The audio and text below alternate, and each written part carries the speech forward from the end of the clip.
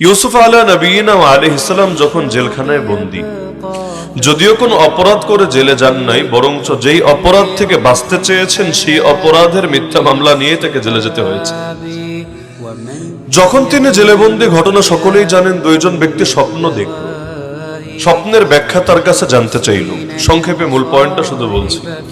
তিনি স্বপ্নের ব্যাখ্যা জানতেন। আল্লাহ রাব্বুল আলামিন এই জ্ঞান তাকে দান করেছিলেন। নবীদেরকে ইলম দুনিয়ার কারো কাছ থেকে শিখতে হয় না, কোনো উস্তাদ কোনো গুরুর কাছ থেকে হাসিল করতে হয় না। আল্লাহ রাব্বুল আলামিন তাদের শিক্ষক হন, তিনি গায়বী ভাবে তাদের শিক্ষাদানের ব্যবস্থা করে দেন। তো নবী ইউসুফ আলাইহিস সালাম নিজের ব্যাপারেই বলেছেন, যালিকুমা মিম্মা আল্লামানি রাব্বি, এই স্বপ্নের ব্যাখ্যা আল্লাহ আমাকে শিখিয়েছেন, এর ইলম আমার ভেতরে আছে, এর জ্ঞান আমার ভেতরে আছে। তো দুইজন মানুষ স্বপ্ন দেখলো, স্বপ্নের ব্যাখ্যা জানতে চাইলো। স্বপ্নের ব্যাখ্যা জানারও গুরুত্ব আছে, যদিও আমাদের সমাজে এই সুন্নতটা মরেই গেছে।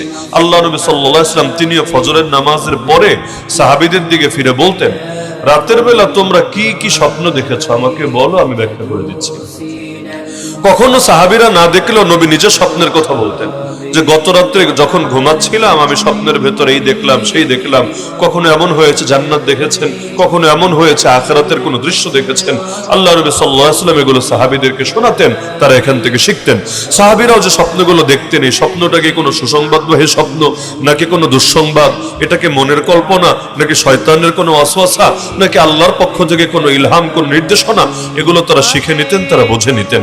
কিন্তু আমাদের সমাজে আমলটা নেই বললেই চলে। আছে নাকি আপনাদের এলাকায়? নেই তো পাকুন্দিয়া আছে, পাকুন্দিয়া বাদ দেন, কিশোরগঞ্জে আছে, পুরো বাংলাদেশে কয় জায়গায় আছে যেখানে স্বপ্নের ব্যাখ্যাটা পাওয়া যাবে, আল্লাহ রাসূলের এই সুন্নাতটাকে জিন্দা রাখার ব্যবস্থা আছে। অথচ স্বপ্ন কিন্তু অনর্থক না। কিয়ামত যত ঘনিয়ে আসবে স্বপ্নের গুরুত্ব তত বাড়তে থাকবে। আল্লাহ রাসূল সাল্লাল্লাহু আলাইহি ওয়াসাল্লাম বলেন, কিয়ামত যখন ঘনিয়ে আসবে, লাম তাকাদ তাকযিবু রুয়াল মুমিন, মুমিনের স্বপ্ন খুব বেশি মিথ্যা হবে না, ভুল হবে না। সে যেটা দেখবে এর মধ্যে গুরুত্বপূর্ণ বিভিন্ন মেসেজ থাকবে। যদিও স্বপ্নের দ্বারা কখনো হারাম হালাল হবে না অথবা হালাল হারাম হবে না, শরীয়তের কোনো বিধান পরিবর্তন হবে না, কিন্তু আমার করণীয় কি, আমার বর্জনীয় কি, আগামী দিনে কোন জিনিসটা আমার উপর আসতে যাচ্ছে, এরকম বিভিন্ন ইঙ্গিত আল্লাহ মাঝে মাঝে জানিয়ে দেন স্বপ্নের ভেতরে। তাহলে স্বপ্নের ব্যাখ্যা জানার দরকার আছে নাকি নাই? তাহলে নবীর এই সুন্নাতটা জিন্দা থাকা দরকার। ইউসুফ আলাইহিস সালাম তাকে স্বপ্নের ব্যাখ্যা জিজ্ঞেস করলো। তিনি চাইলে এক বাক্যেই বলে দিতে পারেন, কারণ এই জ্ঞান তার আছে, এই ইলম তার আছে। আপনি আমাকে জিজ্ঞেস করলেন, হুজুর এই নামাজ কয় রাকাত? আমি তো জানি কয় রাকাত, আমি তো এক বাক্যেই বলতে পারি যে এই নামাজ এই কয় রাকাত। কিন্তু আমি বললাম আপনাকে, আর তোমাকে বলবো এখন না, আগামীকাল সকালে আইসো। তাহলে জিনিসটা একটু কেমন হবে?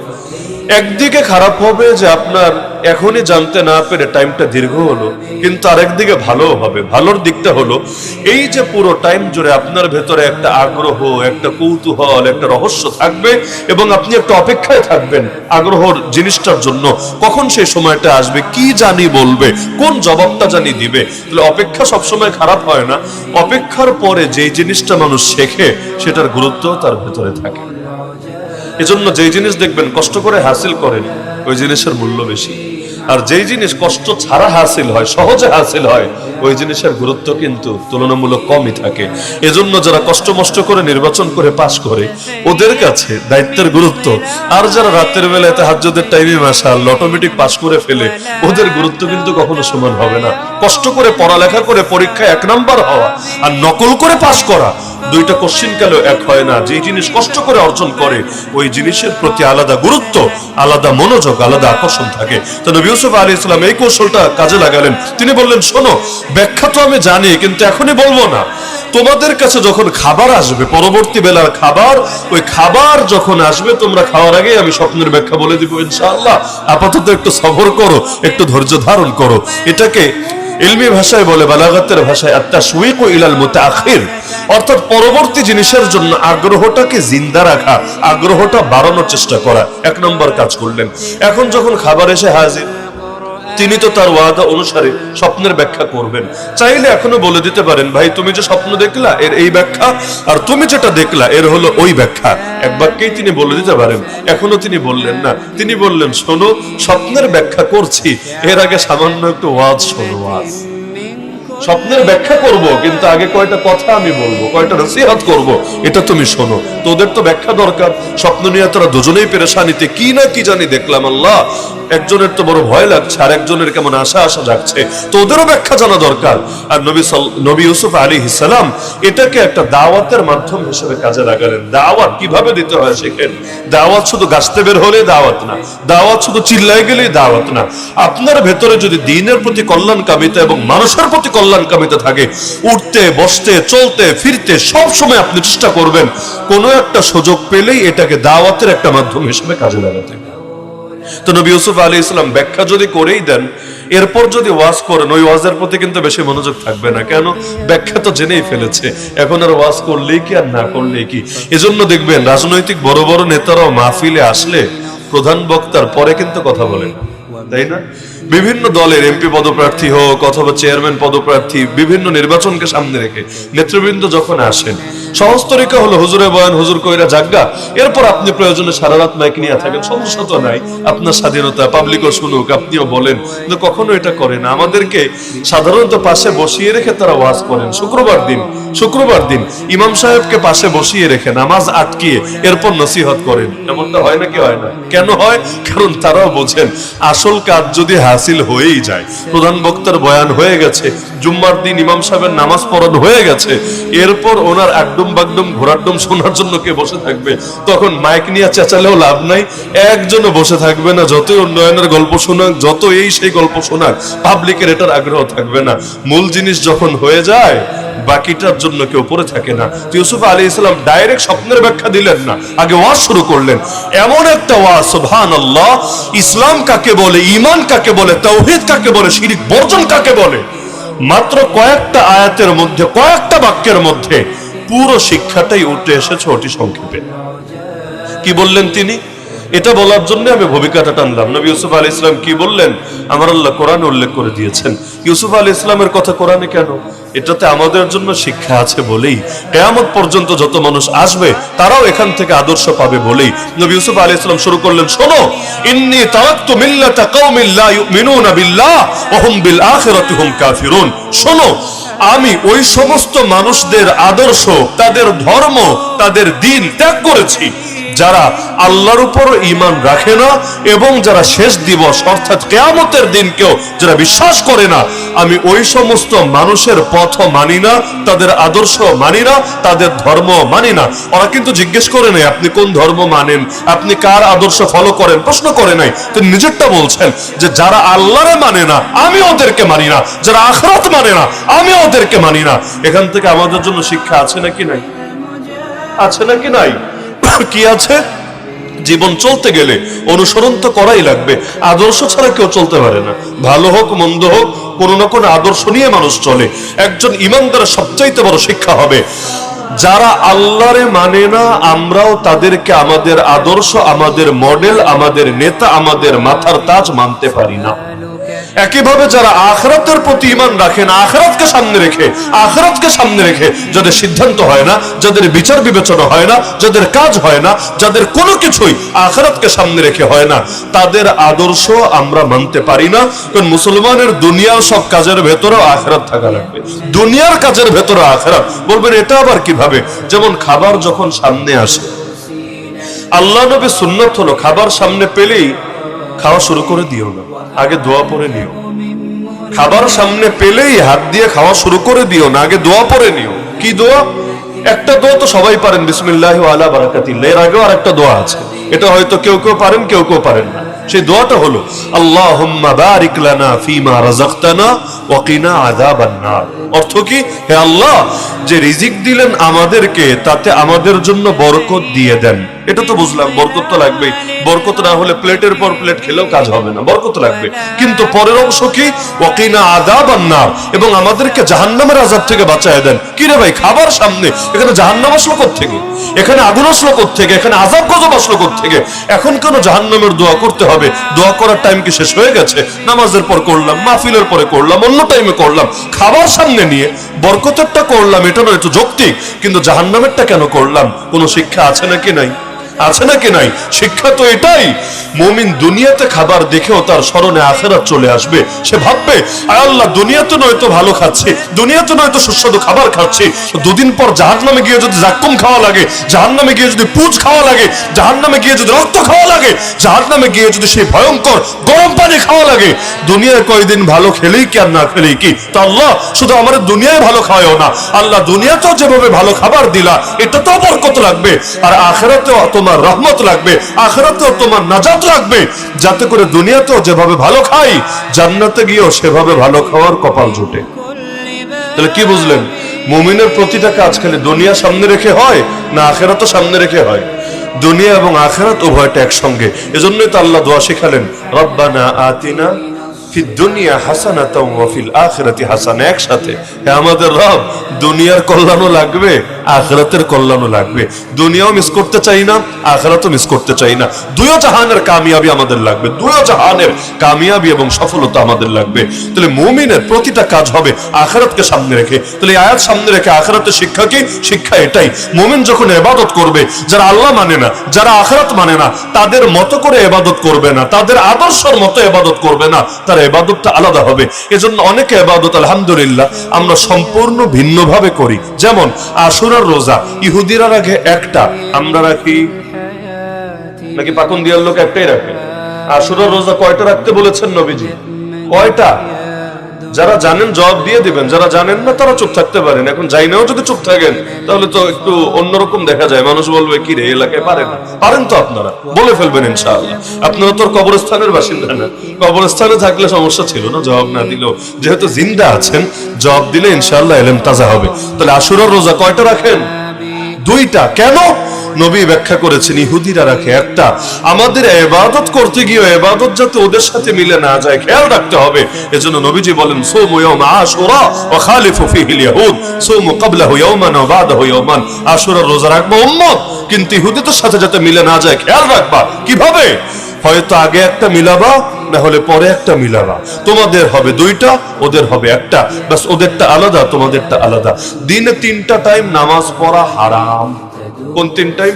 যখন সূর্য ওঠে, যখন ডোবে, যখন ঠিক মাথার উপরে থাকে। এই 3 টাইমে নামাজ পড়ার অনুমতি নেই। কেন? এই 3 টাইমে সূর্যের পূজারীরা সূর্যের পূজা করে।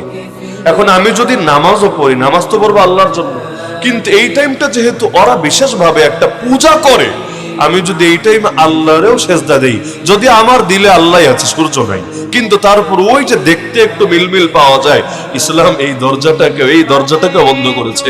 মনে করেন মসজিদে গিয়া নামাজ পড়লেও নামাজ, আর মন্দিরে গিয়া মূর্তি সামনে রেখেও নামাজ পড়লে তো নামাজই। কিন্তু যে কোনো হুজুরকে জিজ্ঞেস করেন মন্দিরে গিয়া নামাজ পড়া জায়েজ হবে না না জায়েজ? না হুজুর লাগবে না, আপনারাই মুফতি সাহেব হয়ে ফতোয়া দিতে পারবেন। জায়েজ হবে না না জায়েজ? কেন না জায়েজ? কারণ যদিও তুমি সেজদা আল্লাহরই দিবা, কিন্তু দেখতে তো এটাই দেখা যাচ্ছে তুমি মূর্তিরে সেজদা দিচ্ছ।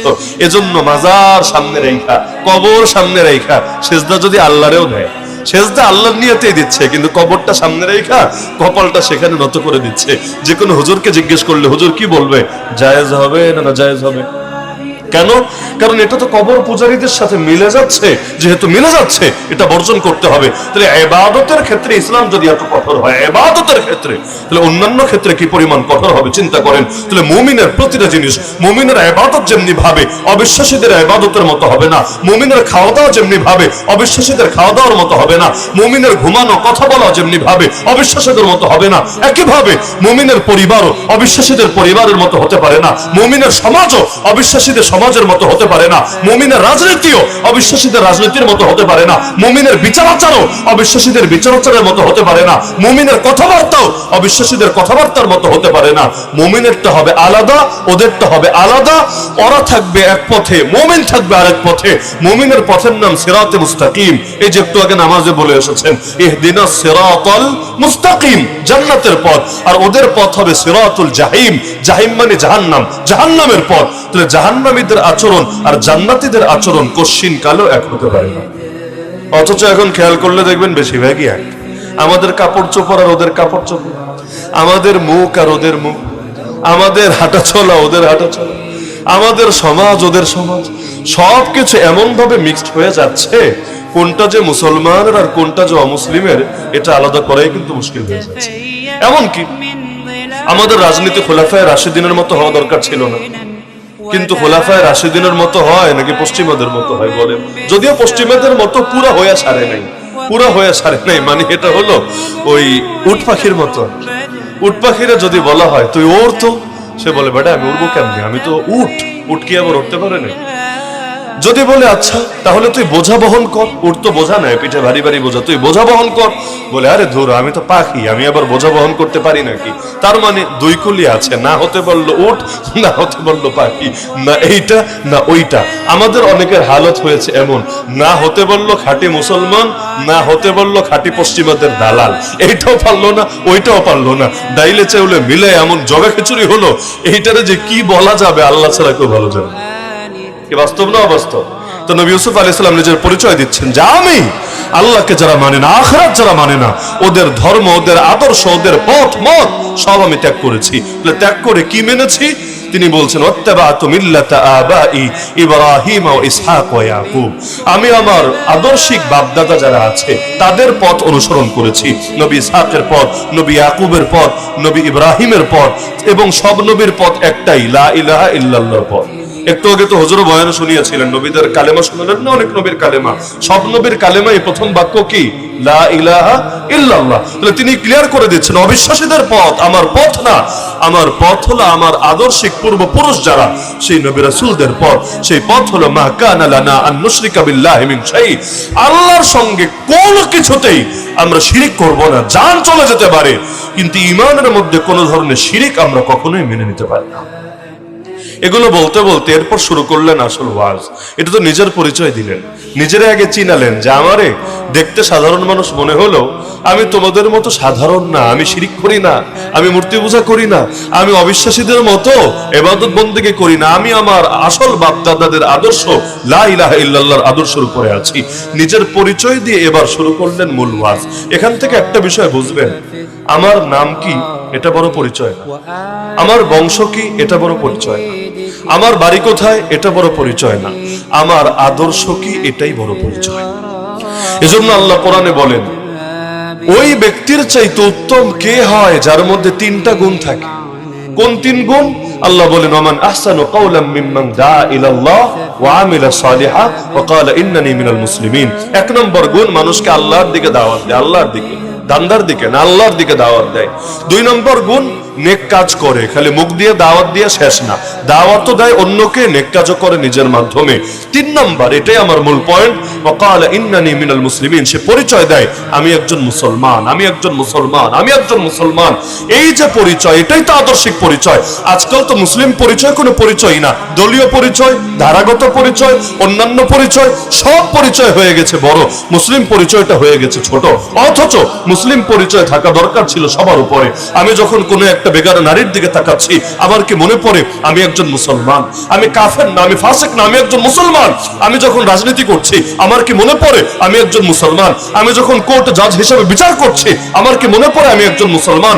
আমি যখন ব্যাংকে গিয়ে ব্যাংকিং করছি আমার কি মনে পড়ে আমি একজন মুসলমান। এভাবে খেয়াল করেন, কেউ যদি নিজের আদর্শিক পরিচয়টা সবসময় রাজনৈতিক পরিচয়, যে আওয়ামী লীগ পরিচয় নিয়ে চলবে সে প্রতিটা কাজ করার ক্ষেত্রে এটা খেয়াল রাখবে আমার পরিচয়টা যাতে নষ্ট না হয়, খেয়াল রাখবে কিনা।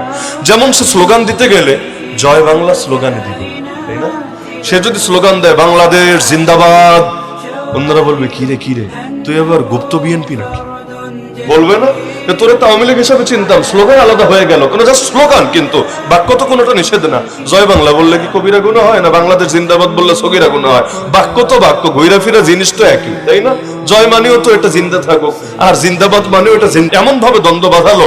এক পর্যায়ে নবী যখন দেশ ছেড়ে চলেই গেলেন তখনও কিন্তু লাগেনি যে শত্রু যেহেতু দেশ থেকে চলেই গেছে আপাতত আমরা ঝামেলা না করি, কই মক্কা কই মদিনা, এখনো যেতে কয়েক ঘন্টা লাগে। হজে যারা গিয়েছেন জানার কথা, মক্কা থেকে মদিনা গাড়িতেও যদি আপনি যান কয়েক ঘন্টা লাগে কিনা? অন্তত 2-3 ঘন্টা তো লাগবেই কমাস কম। তাহলে এই যে একটা দূরত্বের পথ, আর ওই যুগে আপনি উট দিয়ে যেতে চাইলেন কত লম্বা সময় লাগতো, কয়দিন লাগতো চিন্তা করেন। তাহলে চলেই তো গেল নবী, চলেই তো গেল। ওই যুগে তো ফেসবুকও নাই, ইউটিউবও নাই, দূর থেকে ভিডিও দেওয়ার। এখন তো মাশাআল্লাহ নেতাজিরা যেই দেশে চলে যাক সমস্যা নাই, অন্তত কেউ অডিও কলে সার্ভিস দিতে পারে, কেউ ভিডিও কলে সার্ভিস দিতে পারে, মোটামুটি দরজা একটা না একটা খোলাই থাকে। কিন্তু আগের যুগে তো এমন কোনো সিস্টেম ছিল না। চিঠি পাঠাতে চাইলো কতদিন লাগতো, আবার ওই চিঠিটা আসলে তার চিঠি কিনা এইটারই কি গ্যারান্টি ছিল, আবার চিঠি তো বেহাত হতে পারতো, পাঠালেন একজনের কাছে চলে গেল আরেকজনের কাছে, বহু রকম আশঙ্কাই তো ছিল। তো নবী তো চলেই গেল দেশ ছেড়ে, তারপরও নবীর সঙ্গে এত যুদ্ধ করার, এত রক্ত ঝরানোর, এত সংঘর্ষ বাঁধানোর কি দরকার ছিল? কারণ সর্বযুগে নেতারা নবীদেরকে এই কারণেই প্রতিদ্বন্দ্বী মনে করত, তারা ভাবতো নবীরা তো সকল ক্ষমতার মালিক, আল্লাহরই মানে, এবং তারা যদি কোনোভাবে আগাতে পারে আল্লাহর ক্ষমতাই আল্লাহর জমিনে প্রতিষ্ঠা করবে। অথচ নেতারা জানতো আল্লাহর ক্ষমতা যদি প্রতিষ্ঠাই হয়, আল্লাহর ক্ষমতা তো আলো, আলো যদি জ্বলেই যায় অন্ধকার থাকবে কিভাবে? আলো যদি জ্বলে যে অন্ধকার থাকবে কিভাবে? আবু জাহাল নবীরা চেনে নাই এমন না, ফেরাউন নবী মুসাকে চেনে নাই এমন না, নমরুদ নবী ইব্রাহিমকে চেনে নাই এমন না। আরে আমি যতটুকু চিনি নবীকে, আপনি যতটুকু চেনেন ওরা এর চাইতে আরো বেশি চিনেছে, এর চাইতে বেশি। আমি নবীকে চিনেছি বই পড়ে পড়ে, আমি নবীকে চিনেছি বাপ মায়ের থেকে শুনে শুনে, আমি নবীকে চিনেছি আলেম ওলামার ওয়াজ থেকে থেকে। অথচ আবু জাহাল নবীকে চিনেছে চোখে দেখে দেখে। তাদের সামনে আল্লাহ নবী শৈশব কাটিয়েছেন, কৈশোর কাটিয়েছেন, তারুণ্য কাটিয়েছেন। নবীর আখলাক কত ভালো, আল্লাহ নবীর কথাবার্তা কত সুন্দর। আল্লাহ নবী যে কখনো মিথ্যা বলেন না, তিনি যে কখনো ধোঁকাবাজি করেন না, তিনি কখনো খেয়াল করেন না, এটা ওদের চাইতে ভালো কে জানতো? ওই নবীর জবান থেকে কোরআন শুনলো, ওই নবীর জবান থেকে হাদিস শুনলো। আরে যেই নবীরে একবার ইমানের সঙ্গে কেউ সাক্ষাৎ লাভ করলো সাহাবী হয়, এমন সাহাবী জমিনে বসে আল্লাহর সন্তুষ্টি, আল্লাহর ক্ষমার ঘোষণা পেয়ে যায়, জান্নাতের ঘোষণা পেয়ে যায়, ওই রকম সাহাবী হওয়ার সুযোগ তাদের সামনে ছিল। আর তারা তো তারই আত্মীয় স্বজন, এলাকার বংশের আত্মীয় স্বজন।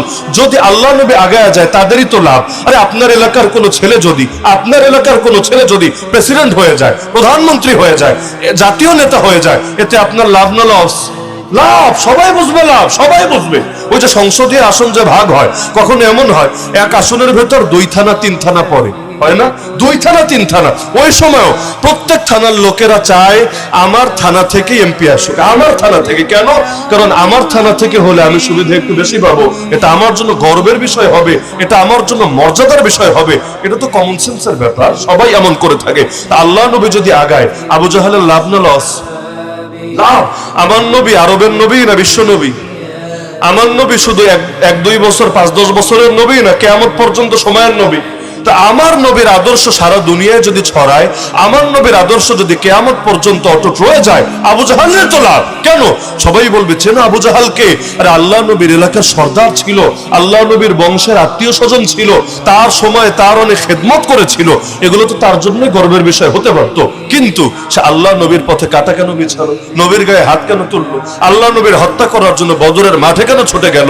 কারণ চিনতো না তা না, জানতো না তা না, বুঝতো না তা না, সব ঠিক ছিল। ঝামেলা ছিল এখানে। ওরা চিন্তা করতো নবীকে যদি মেনেই নাই বড় বড় বোতল টানবে কিভাবে, নবীকে যদি মেনেই নাই গরিবের হক মারবে কিভাবে, নবীকে যদি মেনেই নাই জুলুম করবে কিভাবে, নবীকে যদি মেনেই নাই এই যে বেইনসাফি চালাচ্ছে, বৈষম্য চালাচ্ছে, এটা জারি রাখবে কিভাবে, নবীকে যদি মেনেই নাই জিনা করবে কিভাবে, নবীকে যদি মেনেই নাই ডাকাতি করবে কিভাবে, নবীকে যদি মেনেই নাই নিজের পক্ষের লোক হলে একরকম বিচার, বিপক্ষের লোক হলে আরেক রকম বিচার, এই ভণ্ডামি করবে কিভাবে, নবীকে যদি মেনেই নাই সুদী ব্যবস্থা জারি রাখবে কিভাবে, নবীকে যদি মেনেই নাই ঘুষ নেবে কিভাবে, নবীকে যদি মেনেই নাই দুর্নীতি করবে কিভাবে, নবীকে যদি মেনেই নাই চাঁদাবাজি করবে কিভাবে, নবীকে যদি মেনেই নাই নারীদের নিয়ে আমল ফুটতে করবে কিভাবে, নবীকে যদি মেনেই নাই তখন তো নবীর আনুগত্যই বরণ করতে হবে, তখন তো নিজেদের সব ভণ্ডামি ছেড়ে সাধু বাবায় পরিণত হতে হবে। এজন্য নবীকে মানে না ইচ্ছাকৃত ভাবে। কারণ অন্ধকারের পক্ষে যারা, তারা কখনোই চায় না আলো জ্বলে যাক দুনিয়ার মাঝে।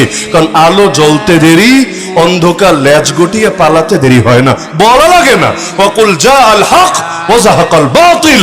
হক আসলে বাতিল এমনি পালাতে বাধ্য হয়, বাতিল টিকতে পারে না। এজন্য হার জামানায় বাতিলের পক্ষের লোকেরা চায় না কোনোভাবে হক আগাক, কোনোভাবে হক জিন্দা হোক। এই কারণেই হার জামানায় নবীদের সঙ্গে, নবীর ওয়ারিসদের সঙ্গে তাদের দ্বন্দ্ব বেঁধে যায়। মূল পয়েন্ট বুঝলেন? সকল ক্ষমতার মালিক কারে মানবে এটা নিয়ে। নবী যদি বলতেন শোনো আবু জাহাল তুমি কালেমা পড়ো, সমস্যা নেই, আমার তো সমাজ নিয়ে কাজ নাই, আমার তো তোমার বিচার আচার আইন কানুন এগুলো নিয়ে কাজ নাই।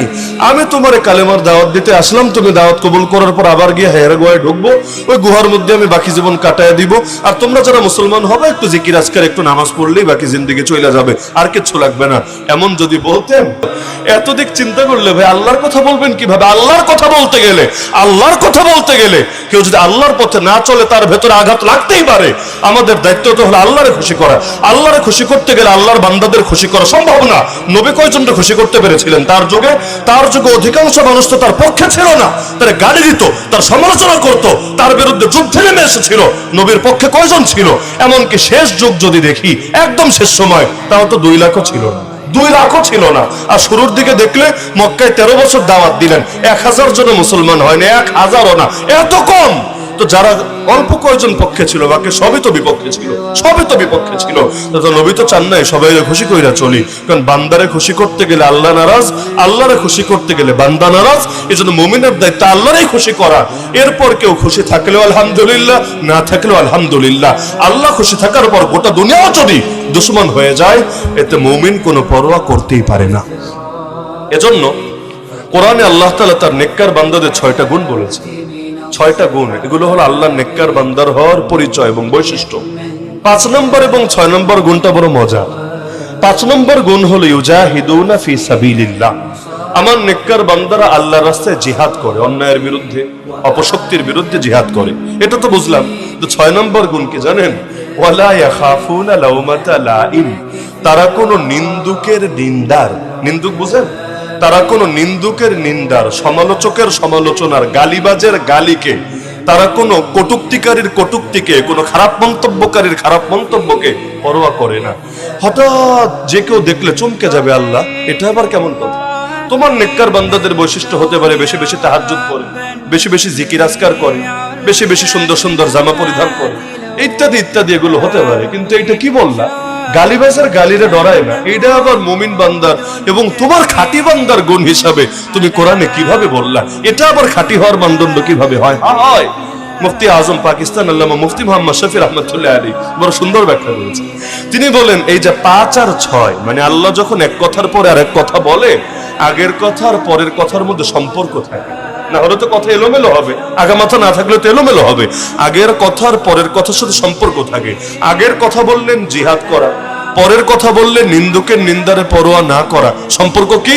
তিনি ব্যাখ্যা করেছেন, যারা নিন্দুকের নিন্দার পরোয়া করে তারা কখনো আল্লাহর পথে টিকতে পারে না, তারা কখনো আল্লাহর পথে হক প্রতিষ্ঠার জন্য, বাতিল দমনের জন্য লড়াই করতে পারে না।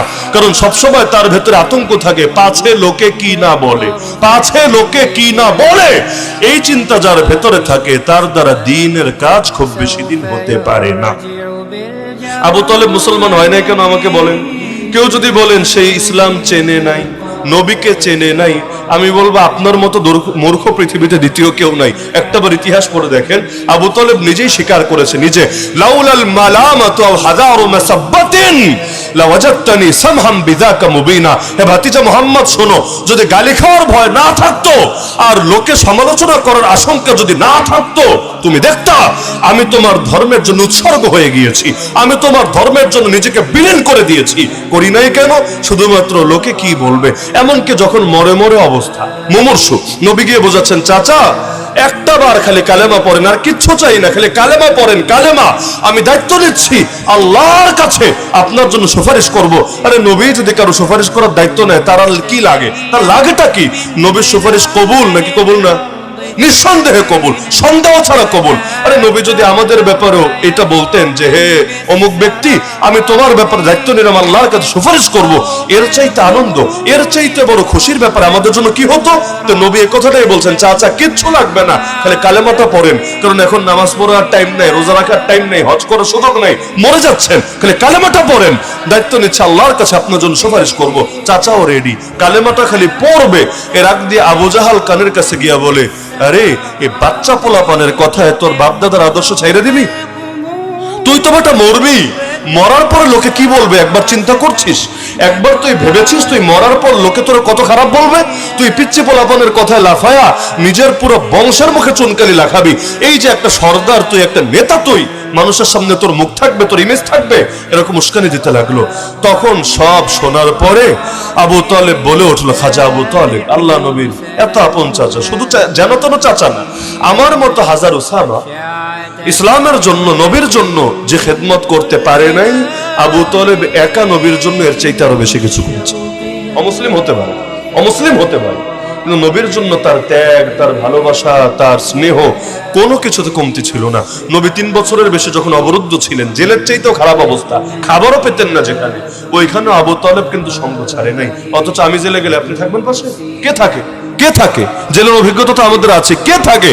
এমনকি নাম পর্যন্ত উচ্চারণ করতে অনেকে ভয় পায়, যে না জানি আমারও আবার ধৈর্য নেই, না জানি আমার উপরও আবার মোদিজি এবং তার প্রেতাত্মাদের কোন নজর পড়ে যায়, স্বাভাবিক। অথচ আবু তালেব এই 3 বছরেও খাবার নাই, খাবার নাই, তারপরও নবীর সঙ্গ ছাড়ে নাই। যতদিন আবু তালেব ছিল, এই মক্কাবাসী সাহসী হয় নাই নবীর বড়সড় ক্ষতি করবে। আবু তালেব বলে, কেউ বিচার চাইলে তারা জঙ্গি বলে গালি দিতে হবে, সেখানে মানুষের বানানো আইনে বিচার করতে হবে। এমন যদি হয়, আপনি এক খোদা না রে ভাই, 2 খোদায় মেনে ফেলছেন, 2 খোদা। এক খোদা রেখেছেন মসজিদে, আর এক খোদা নিয়ে গেছেন কোর্ট কাচারের ভেতরে। নাউজুবিল্লাহ। মুমিনের খোদা কয়জন? বিচারের খোদাও যিনি, রাজনীতির খোদাও যিনি, নামাজের খোদাও যিনি, অর্থনীতির খোদাও তিনি, জীবনের সব ক্ষেত্রে খোদা একজনই।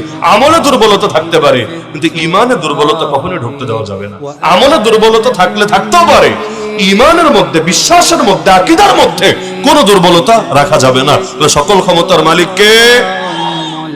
শেষ করি এটা দিয়ে, আমাদের সংবিধানে এখনো লেখা আছে সকল ক্ষমতার মালিক জনগণ। কি জানেন না আপনারা? সকল ক্ষমতার উৎস জনগণ। সকল ক্ষমতা খালি নির্বাচনে পাশ করে ওই দায়িত্ব পাওয়া না, সকল ক্ষমতা। যেমন বাংলাদেশে বেশ্যাখানার লাইসেন্স আছে নাকি নাই, মদের বারের লাইসেন্স আছে নাকি নাই, গান বাজনা চলে নাকি চলে না, সুদ ঘুষ এগুলো চলে নাকি চলে না, এগুলো তো আল্লাহর দৃষ্টিতে হারাম। তো বাংলাদেশে হালাল হলো কেমনে? হয়েছে ক্ষমতার মালিক তো আল্লাহরে মানে নাই, মানুষকে মেনেছে। মানুষ এখন মানুষের যা মনে চাইবে হালাল করবে, যা মনে চাইবে হারাম করবে। আমারে বলেন, এটা কি ইমানদারি না এটা শিরিক? এর চাইতে বড় শিরিক তো হতেই পারে না। নবীদের সঙ্গে তাদের জামানার বাতিলের মূলদণ্ড ছিল, এটা নিয়ে ক্ষমতার মালিক কে হবে? আবু জাহাল বলতো আমি হব, ফেরাউন বলতো আমি হব, নমরুদ বলতো আমি হব। এখন ডাইরেক্ট আমি বলে না, এতটুকু অবশ্য পার্থক্য এসেছে। এখন বলে জনগণ হবে, জনগণ, জনগণই খোদা হবে, সকল ক্ষমতার মালিক হবে। যদিও এটা হলো ধোকা দিয়া বোকা বানানো, লাস্টে গিয়ে জনগণের কথা শুনবে না। জনগণ চাক না চাক তাদের উপর কুফুর চাপাবে, শিরিক চাপাবে, হারাম চাপাবে, ভণ্ডামি চাপাবে। জনগণ তো ভালোটাই চায়, জনগণ ভালোটাই চায়, কিন্তু জনগণের চাওয়ারে পাত্তা দিবে না। এজন্য দেখেন না, সারা জীবন বললাম প্রাইমারি লেভেলে ধর্ম শিক্ষক দাও, আর আমাদের সরকার বললো ঠিক আছে ঠিক আছে তোমাদেরকে গানের শিক্ষক দেওয়া হবে। বাচ্চা কাচ্চা প্রাইমারি স্কুলে গিয়েই সারেগামা পাদেনিসা শেখা শুরু করবে। আজীব বিষয়, জনগণ চাইলো কি আর ফাজিলটা দিল কি? ক্ষমতার মালিক মানলো নাকি কাফের